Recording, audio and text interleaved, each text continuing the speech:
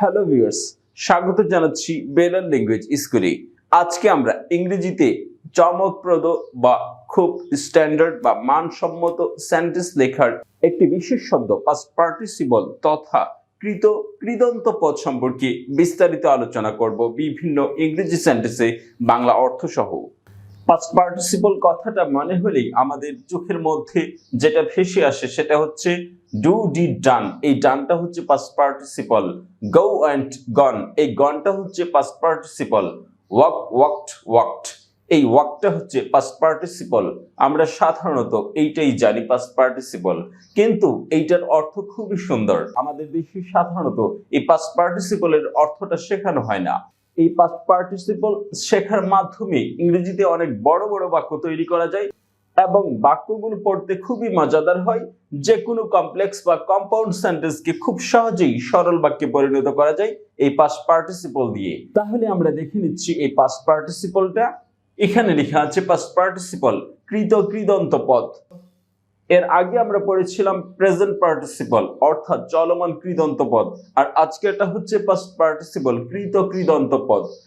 কৃদন্ত মানে হচ্ছে আপনি প্রত্যয় পড়েছেন বা প্রাতিপদিক পড়েছেন।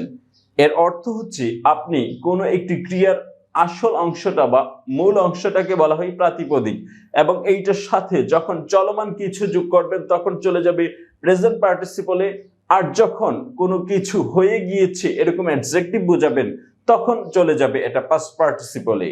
অর্থাৎ কোনো কাজ চলছে এমন বোঝালে প্রেজেন্ট পার্টিসিপল, আর এটা হয়ে গিয়েছে এরকম বোঝাতে পাস্ট পার্টিসিপল। তাহলে ক্রিয়ার সাথে আমরা কোনো কিছু শেষে যোগ করে যে নতুন একটি পদ সৃষ্টি করি সেটাই হচ্ছে কৃদন্ত পদ, এবং অ্যাডজেক্টিভ হতে হবে চলমান যেন না হয়। চলমান হলে আবার প্রেজেন্টে চলে যাবে। তাহলে পাস্ট পার্টিসিপলটা আমরা ইংরেজিতে একটু দেখে নিচ্ছি, যেটা সাধারণত আমরা সচরাচর মনে করে থাকি।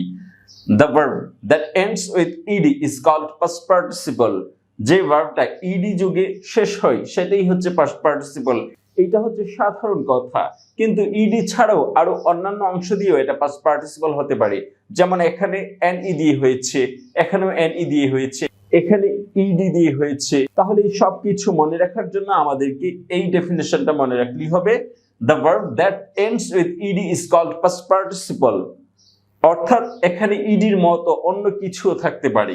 আর বাংলায় কিভাবে এর অর্থটা আসবে?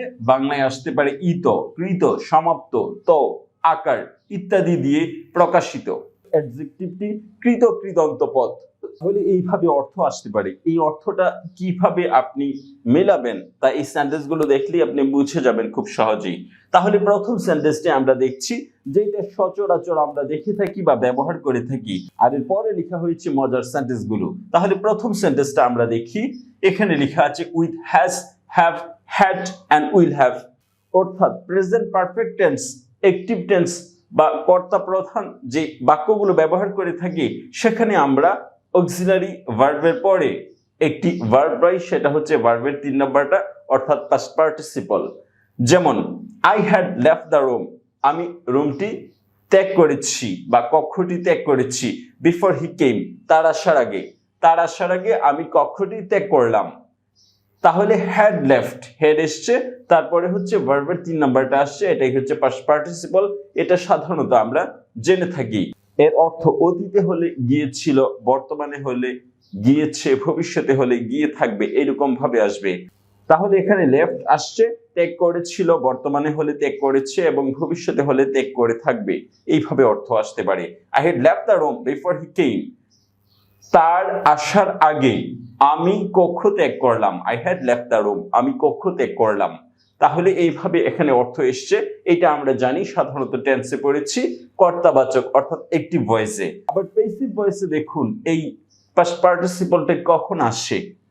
With am, is, are, was, were, shall be, will be. Present অথবা কন্টিনিউয়াসের ফরম্যাটে এই প্যাসিভটা হয়ে থাকতে পারে, অথবা had been, have been, has been, will have been, shall have been এর পরেও এই ভার্বের 3 নম্বর ফর্মটি অর্থাৎ পাস্ট পার্টিসিপলটি হতে পারে। যেমন দ্য রুম ওয়াজ ক্লিনড, রুমটি পরিষ্কার করা হয়েছিল। তাহলে ওয়াজ ক্লিনড, করা হয়েছিল, পরিষ্কার করা হয়েছিল, এভাবে আসতে পারে। Am, is, are, was, were এর পরে ভার্বের 3 নম্বরটা আসবে। এটা হচ্ছে কর্মপ্রধান বাক্যে। রুমটি বা কক্ষটি পরিষ্কার করা হয়েছিল। এই কর্মটি আগে এসছে, তখন এইভাবে অর্থ হয়ে থাকে পাস্ট পার্টিসিপলের ওয়াজ ওয়্যার, এরকম একটা বি ভার্ব আসবে, তারপর ভার্বের 3 নম্বর ফর্মটি আসবে, এটা পেসিভ ভয়েস বা কর্মপ্রধান বাক্যে।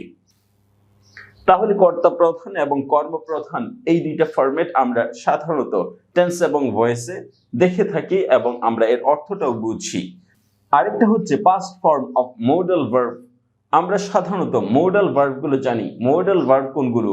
যেগুলো দিয়ে কোনো সক্ষমতা বোঝাবে, যেমন ক্যান, কুড, মে, মাইট, এইগুলো হচ্ছে মোডাল ভার্ব, যেগুলো দিয়ে সক্ষমতা বা এবিলিটি বোঝায়।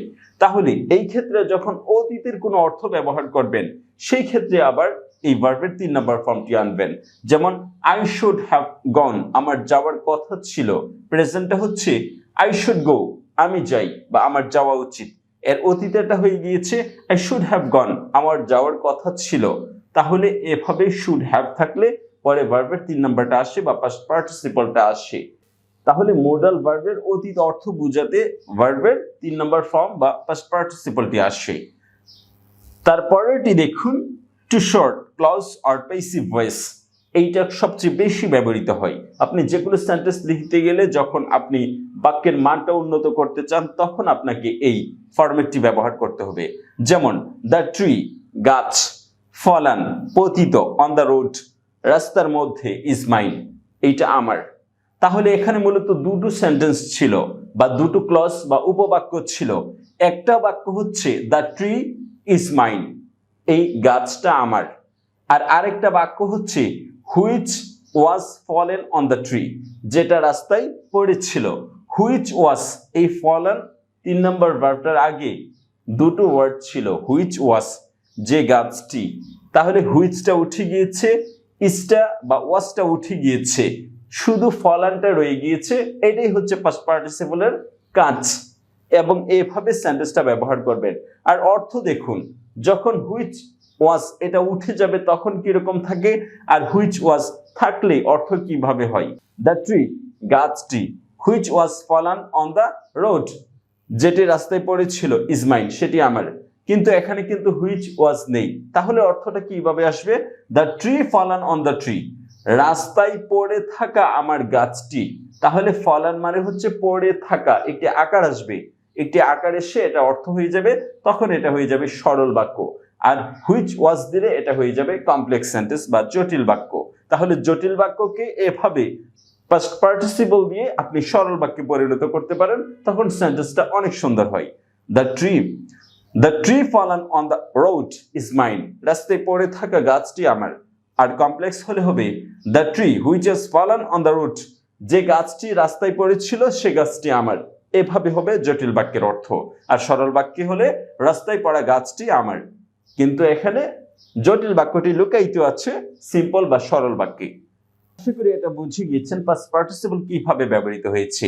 সাবজেক্টের পরেই একটি ভার্বের 3 নম্বর ফরম্যাটটি চলে এসেছে, হুইচ ওয়াজ, এটা লুকায়িত আছে এখানে। আর লুকায়িত থাকলে অর্থটাও লুকায়িত থাকবে। এখানে অর্থটা হুইচ ওয়াজের উঠবে না, শুধু সরল বাক্যের অর্থ উঠবে, রাস্তায় পড়ে থাকা গাছটি আমার। আর জটিল বাক্য হলে হবে যে গাছটি রাস্তায় পড়েছিল সেই গাছটি আমার। তারপরেটি দেখুন, ইউজড আফটার ডাইরেক্ট অবজেক্ট।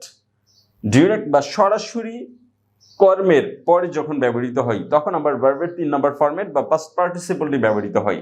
যেমন আই ওয়ান্ট দিস বুক, আমি এই বইটি চাই। রিটেন বাই রহিম, রহিমের দ্বারা লিখা। তাহলে আমি বইটি চাই, এটা হচ্ছে এই সেন্টেন্সটার অর্থ।